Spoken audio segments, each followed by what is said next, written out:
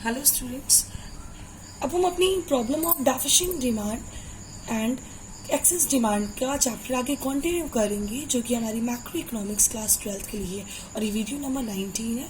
आप मैं video number इसलिए मेंशन कर रही हूँ जैसे कि आप लाइन से वीडियोस को शो देखते जाओ। अब हमने बात कर ली थी 2 सेक्टर क्लोज्ड इकोनॉमी की और कौन कौन से कंपोनेंट्स होते हैं। अब हम बात करते हैं 4 sector open economy. 4 sector open economy का मतलब होता है जहाँ पर हमारे चारों सेक्टर्स बिलोंग करते हैं।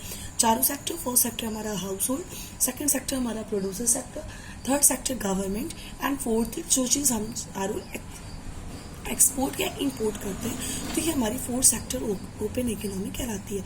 तो फर्स्ट हम बात कर देते हैं reduction in government expenditure. Demand कैसे और डिक्रीज हो सकती है, क्या डेफिशिएंसी हो सकती है, कैसे एग्रीगेट डिमांड कम हो सकती है कि गवर्नमेंट अपने एक्सपेंडिचर्स में कमी कर दे। गवर्नमेंट अपना कंजम्पशन एक्सपेंडिचर या फिर इन्वेस्टमेंट एक्सपेंडिचर कट कर दे। अब ये क्यों हो सकता है? गवर्नमेंट के पास प्रॉपर बजट नहीं आ रही है, इसलिए गवर्नमेंट ने अपने जो कंजम्पशन एक्सपेंडिचर है और इन्वेस्टमेंट एक्सपेंडिचर है उसको कम कर दिया, जिसकी वजह से हमारी एग्रीगेट डिमांड हमारी डेफिशिएंट होनी शुरू हो गई। फिर इसके बाद है सेकंड हमारा डिक्लाइन इन एक्सपोर्ट। एक्सपोर्ट में डिक्लाइन होना, एक्सपोर्ट में कमी हो जाना।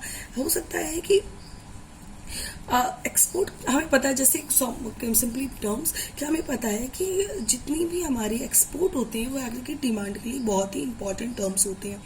तो ड्यू टू एनी रीजन कि एक्सपोर्ट फॉल हो जाए, एक्सपोर्ट गिर जाए, जिसकी वजह से लोग सारे यानी कि हम लोग एक्सपोर्ट ज़्यादा चीज़ों को नहीं कर रहे हैं, हम डोमेस्टिक प्रोड्यूस कर रहे हैं, domestic goods and services he provide कर रहे हैं और उसी के बिहाफ पर वर्क हो रहा है। तो इसकी वजह से भी हमारी एग्रीगेट डिमांड, हम अगर एक्सपोर्ट नहीं करेंगे तो दूसरी कंट्रीज हमारे यहाँ से गुड्स को परचेज नहीं कर पाएंगे और अगर गुड्स परचेज नहीं हो पाएंगे तो हमारे यहाँ डिमांड ऑटोमेटिकली डिक्रीज हो जाएगी।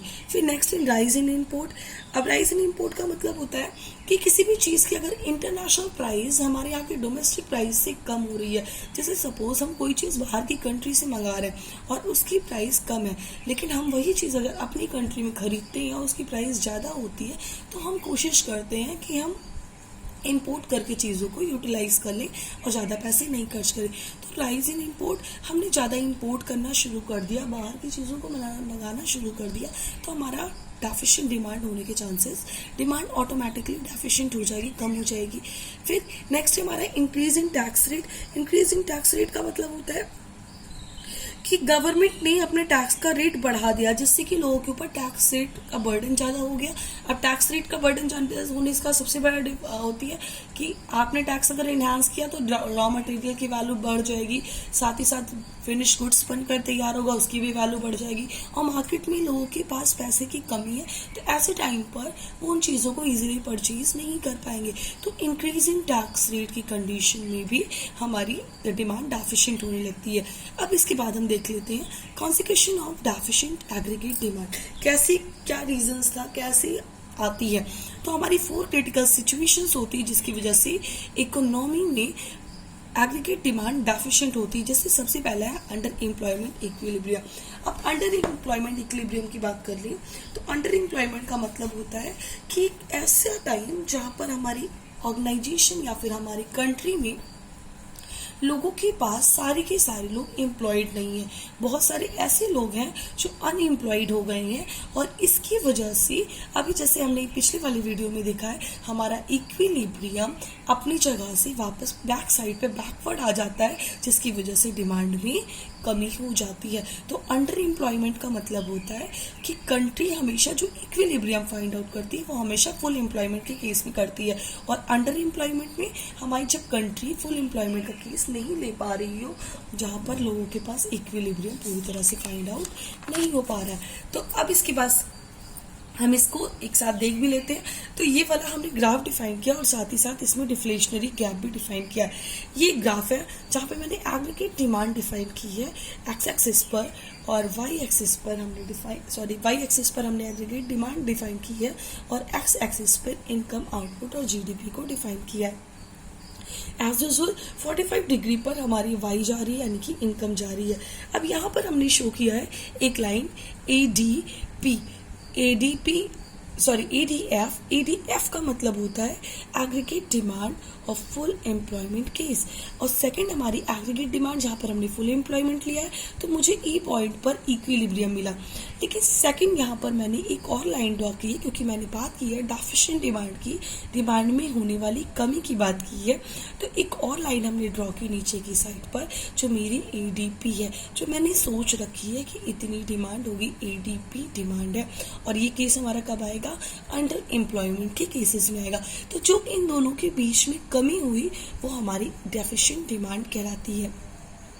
डेफिशिएंट डिमांड का मतलब जो हमने फुल एम्प्लॉयमेंट इक्विलिब्रियम और जो एडीपी के बीच में डिफरेंस आता है, एडीएफ और एडीपी के बीच में जो डिफरेंस आता है, या इसको 0.5 समझ ले, तो ई माइनस एफ जितना भी होगा वो हमारी डेफिशिएंट डिमांड कहलाएगी। तो इस पॉइंट पे जब हमने डेफिशिएंट डिमांड की बात की तो हमारा एक क्यू पॉइंट मिला जो कि इक्विलिब्रियम है। अभी कैसा इक्विलिब्रियम है, ये हमारा अंडर एम्प्लॉयमेंट इक्विलिब्रियम है, और यहाँ पे भी तो हमें जीडीपी फाइंड आउट हो रही है, तो ये जीडीपी हमारी कैसी जीडीपी है, अंडर एम्प्लॉयमेंट जीडीपी है।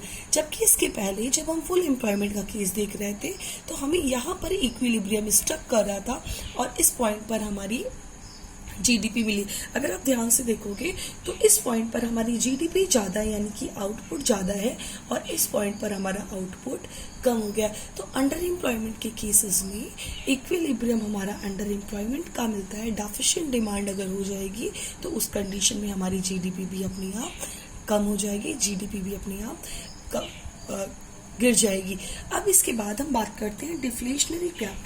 डिफ्लेशनरी गैप कैसे आता है, जब भी डिमांड में डिफिशियंसी आएगी तो वो डिफ्लेशनरी गैप क्रिएट करेगी, और ये एक ऐसी सिचुएशन होती है जब कि जो डिमांड की होने वाली कमी होती है वो डिफ्लेशनरी प्रेशर डालती है इकोनॉमी पर, और यही हमारी डिफ्लेशनरी गैप कराती है। डिफ्लेशनरी प्रेशर क्या होता है कि जब आपकी डिमांड की कमी आ जाती है तो लोग अपने पैसे को इन्वेस्ट नहीं करना चाहते, जिससे कि उन्हें किसी भी तरह का लॉस ना सहना पड़े, तो ये हमारी डिफ्लेशनरी गैप। अब ये कब एम्प्लॉय होता है, जब एम्प्लॉय होगा जब हमारी लो इनकम होगी, लो डिमांड होगी, तो ये हमारी डिफ्लेशनरी स्पाइरल बनाती जाएगी। तो सिंपली टर्म में हम समझ सकते हैं कि डेफिशिएंट डिमांड जो हमारी होती है वही हमारी डिफ्लेशनरी गैप कहलाती है। और अगर इस वीडियो की हम बात करें तो इस ग्राफ में हमें ये ई और एफ पॉइंट हमारा डिफ्लेशनरी गैप शो कर रहा है कि जितने भी हमने डिमांड को सोच रखा था उसमें से हमारी डिमांड कम आ रही है, तो जो बीच का डिफरेंस हुआ वो मेरी डिफ्लेशनरी गैप कहलाता है। अब इसके अलावा दो और पॉइंट्स हैं जिसको मैं बहुत जल्दी क्लियर कर दे रही हूँ। इसके बाद होता है हमारा अनडिजायर्ड स्टॉक। अनडिजायर्ड स्टॉक का मतलब होता है कि प्रोड्यूसर अवेल ही नहीं है कि जितनी उसने स्टॉक प्लान कर रखा था वो सारे के सारे को वो बेच दे, अपना स्टॉक पहले से बेच दे, तो इसकी वजह से जो उसके पास स्टॉक बचा रह जाएगा वो उसका अनडिजायर्ड स्टॉक अगर ज़्यादा होगा तो भी हमारी डिमांड में कमी आती जाएगी। फिर नेक्स्ट है हमारा लॉस ऑफ प्रॉफिट्स। अब लॉस ऑफ प्रॉफिट्स क्योंकि आप दो वर्ड्स एक साथ देख रहे हो, लॉस भी देख रहे हो, प्रॉफिट भी देख रहे हो, बट लॉस ऑफ प्रॉफिट का मतलब होता है कि प्रोड्यूसर अपना स्टॉक क्लियर ही नहीं कर पा रहा है, अनडिजायर स्टॉक है, उसके पास बहुत ज़्यादा स्टॉक हो रहा है जिसकी वजह से उसे प्राइस को क्लैश करना पड़ रहा है, अपने प्राइस को कम करना पड़ा है। आपने पढ़ रखा है पहले पिछले साल भी डिमांड और सप्लाई में कि अगर हमारे पास गुड्स बहुत ज़्यादा हो तो हमें उसकी प्राइस को डिक्रीज करना पड़ता है। तो इसी तरह से अगर प्रोड्यूसर के पास अनडिजायर्ड स्टॉक बहुत ज़्यादा है तो उसे मार्केट में सेल करने के लिए उसे अपने प्रॉफिट को डिक्रीज करना पड़ेगा, अपने प्रॉफिट को कम करना पड़ेगा, और इसकी वजह से वो नए इन्वेस्टमेंट में बहुत ही ज़्यादा नए प्लान में बहुत ही ज़्यादा इन्वेस्टमेंट नहीं करेगा। तो स्टूडेंट्स ये हो गई हमारा कॉन्सिक्वेंसेस की 4 क्रिटिकल सिचुएशन जहाँ पर डेफिशिएंट डिमांड अराइजेज होती हैं। ओके स्टूडेंट्स, अब हम नेक्स्ट टॉपिक पे अपने अगले टॉपिक की बात करेंगे। तो थैंक यू क्लास।